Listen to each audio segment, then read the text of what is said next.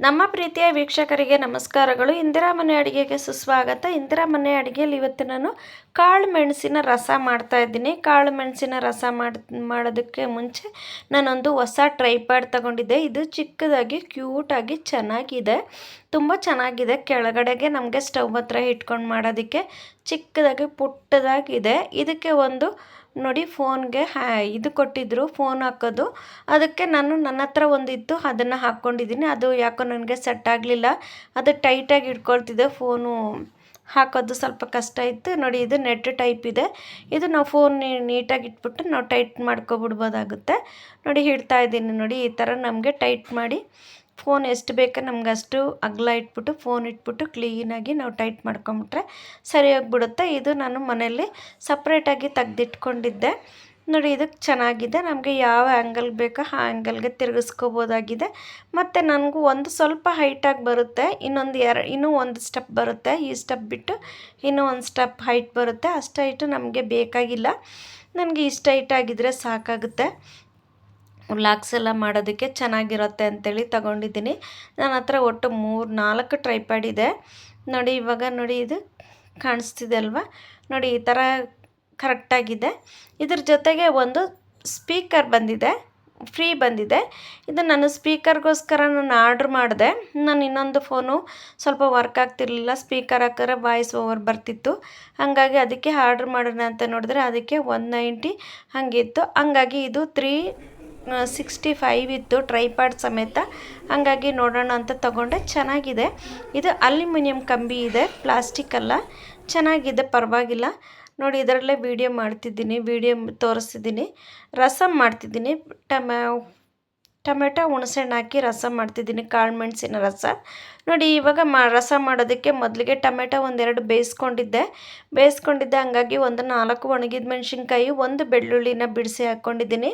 ಸಿಪ್ಪೆ ತೆಗ್ದಿಲ್ಲ, ಸಿಪ್ಪೆ ತೆಗೆದೇ ಹಾಕಿದ್ರೆ ಟೇಸ್ಟ್ ಇರುತ್ತೆ ರಸಕ್ಕೆ. ಯಾವಾಗ್ಲೂ ಹಾಕ್ಕೊಂಡಿದ್ದಾದಮೇಲೆ ನೋಡಿ ಕೊತ್ತಂಬರಿ ಕಡ್ಡಿನ ನಾನು ಒಂದು 5 ಕಡ್ಡಿನ ಕಟ್ ಮಾಡಿ ಹಾಕ್ಕೊಳ್ತಿದ್ದೀನಿ. ಒರಳಿದ್ರೆ ನಮಗೆ ಚೆನ್ನಾಗಿರುತ್ತೆ ಮತ್ತು ಇನ್ನೂ ಟೇಸ್ಟಾಗಿರುತ್ತೆ. ಒರಳಲ್ಲಿ ನಾವು ಜಜ್ಜಿಕೊಂಡು ಹಾಕ್ಕೊಂಡ್ರೆ ಇದೆಲ್ಲನೂ ಜೀರಿಗೆ, ಮೆಣಸು ಕಡ್ಡಿ, ಕೊತ್ತಂಬರಿ ಕಡ್ಡಿ, ಕರಿಬೇವಿನ ಕಡ್ಡಿ, ಬೆಳ್ಳುಳ್ಳಿ ಎಲ್ಲ ಜಜ್ಜಿಬಿಟ್ಟು ಹಾಕಿದ್ರೆ ಚೆನ್ನಾಗಿರುತ್ತೆ. 1 ಟೀ ಸ್ಪೂನಷ್ಟು ಜೀರಿಗೆ ಹಾಕಿದ್ದೀನಿ, 1 ಟೀ ಸ್ಪೂನಷ್ಟು ಕಾಳು ಮೆಣಸನ್ನು ಹಾಕ್ಕೊಂಡಿದ್ದೀನಿ. ಇದನ್ನು ನಾವು ತರಿಯಾಗಿ ಸುಮ್ಮನೆ ಮಿಕ್ಸಿಲಂಗೆ ರುಬ್ಕೊಂಡ್ರೆ ಸಾಕಾಗುತ್ತೆ. ನೋಡಿ ತರಿಯಾಗಿ ಈ ಥರ ರುಬ್ಬಿದಾದಮೇಲೆ ಇದನ್ನು ಪಕ್ಕಕ್ಕೆ ಇಟ್ಕೊಂಬಿಡೋಣ. ಇವಾಗ ನೋಡಿ ಟೊಮೆಟೊ ಕೂಡ ಬೆಂದಿರೋ ನೀರನ್ನೆಲ್ಲ ಹಾಕ್ಕೊಂಡು ಟೊಮೆಟೊನೆಲ್ಲ ಸಿಪ್ಪೆ ಎಲ್ಲ ಹೋಗೋ ಥರ ನಾವು ಚೆನ್ನಾಗಿ ಕಿವುಚ್ಕೋಬೇಕಾಗುತ್ತೆ. ಸ್ವಲ್ಪ ತಣ್ಣೀರು ಹಾಕ್ಕೊಂಡು ನಮ್ಗೆ ಎಷ್ಟು ರಸ ಬೇಕೋ ಅಷ್ಟು ಮಾತ್ರ ನಾವು ನೀರು ಹಾಕ್ಕೋಬೇಕಾಗುತ್ತೆ. ನಾವು ಜಾಸ್ತಿ ಹಾಕ್ಕೊಳ್ಳೋದು ಬೇಡ. ಹಂಗಾಗಿ ನಾನು ರಸಕ್ಕೆ ಬೇಕಾಗಷ್ಟು ನೀರನ್ನು ಚೆನ್ನಾಗಿ ಹಾಕ್ಕೊಂಡು ಕಿವುಚ್ಕೊಳ್ತಾ ಇದ್ದೀನಿ. ಕಿವುಚ್ಕೊಂಡಿದ್ದಾದ್ಮೇಲೆ ನಿಂಬೆಹಣ್ಣಿನ ಅಷ್ಟು ಗಾತ್ರದ ಹುಣಸೆಹಣ್ಣಿನ ರಸನ ಕೂಡ ಇದಕ್ಕೆ ಹಾಕ್ಕೊಂಡಿದ್ದೀನಿ. ಹಾಕ್ಕೊಂಡು ನೋಡಿ ಎಲ್ಲ ತೆಗೆದುಬಿಡ್ತಾ ಇದ್ದೀನಿ. ತೆಗೆದಿದ್ದಾದಮೇಲೆ ಪಾತ್ರೆ ಇಟ್ಕೊಂಡು ಅದೇ ಪಾತ್ರೆನ ಸ್ವಲ್ಪ ತೊಳೆದ್ಬಿಟ್ಟು ಇಟ್ಕೊಂಡು ನೋಡಿ ಇವಾಗ ಅದಕ್ಕೆ ನೋಡಿ ಇದು ಹೊಸದೊಂದು ಬೆಳ್ಳುಳ್ಳಿ ಜಜ್ಜೋ ಅಂಥದ್ದು ಒಂದು ಪ್ರಾಡಕ್ಟ್ ಇತ್ತು ಫ್ಲಿಪ್ಕಾರ್ಟಲ್ಲಿ. ಇದೊಂದು 145 ರೂಪಾಯಿಗಿತ್ತು, ಅದು ತೊಗೊಂಡಿದ್ದೀನಿ. ಅದು ಹೇಗೆ ಅಂತ ತೋರಿಸ್ತಿದ್ದೀನಿ ಅಷ್ಟೇನೆ. ನೋಡಿ ಇವಾಗ ಒಂದು 3 ಸ್ಪೂನಷ್ಟು ಎಣ್ಣೆ ಹಾಕ್ಕೊಂಡಿದ್ದೀನಿ. ಎಣ್ಣೆ ಹಾಕ್ಕೊಂಡು ಇದಕ್ಕೇನೆ ನಾನಿವಾಗ ಸ್ವಲ್ಪ ಒಂದು ಅರ್ಧ ಟೀ ಸ್ಪೂನಷ್ಟು ಸಾಸಿವೆ ಹಾಕ್ಕೊಳ್ತಿದ್ದೀನಿ. ಅರ್ಧ ಟೀ ಸ್ಪೂನಷ್ಟು ಸಾಸಿವೆ, ಅರ್ಧ ಟೀ ಸ್ಪೂನಷ್ಟು ಜೀರಿಗೆ ಹಾಕ್ಕೊಂಡು ಸ್ವಲ್ಪ ಕರಿಬೇವಿನ ಸೊಪ್ಪು ಹಾಕ್ಬಿಟ್ಟು ನೋಡಿ ಒಂದು ಬೆಳ್ಳುಳ್ಳಿಲಿ ಒಂದು 4-5 ಎಸಳು ಬೆಳ್ಳುಳ್ಳಿನ ನಾನು ಜಜ್ಕೊಂಡಿದ್ದೆ, ಹಂಗೆ ಇಟ್ಕೊಂಡಿದ್ದೆ. ಒಂದು 4-5 ಒಣಗಿದ ಮೆಣಸಿನ್ಕಾಯಿನ ಮುರಿದು ಹಾಕ್ಕೊಂಡಿದ್ದೀನಿ.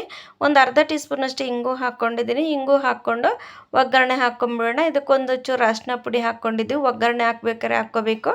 ಅದೆಲ್ಲ ಎಣ್ಣೆಯಲ್ಲಿ ಫ್ರೈ ಆದಾಗ ವಾಸನೆ ಬರೋದಿಲ್ಲ.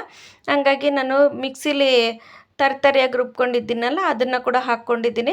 ಹಾಕ್ಕೊಂಡು ನೋಡಿ ಇವಾಗ ಚೆನ್ನಾಗಿ ಫ್ರೈ ಮಾಡ್ಕೊಂಡಿದ್ದೀನಿ. ಫ್ರೈ ಮಾಡಿಕೊಂಡು ನಾವು ಹುಣಸೆಹಣ್ಣು ಮತ್ತು ಟೊಮೆಟೊ ರಸನ ಇದಕ್ಕೆ ಹಾಕ್ಕೊಂಡು ನಾವು ಒಂದು ಕುದಿ ಬರ್ಸ್ಕೋಬೇಕು, ತುಂಬ ಕುದಿಸ್ಬಾರ್ದು.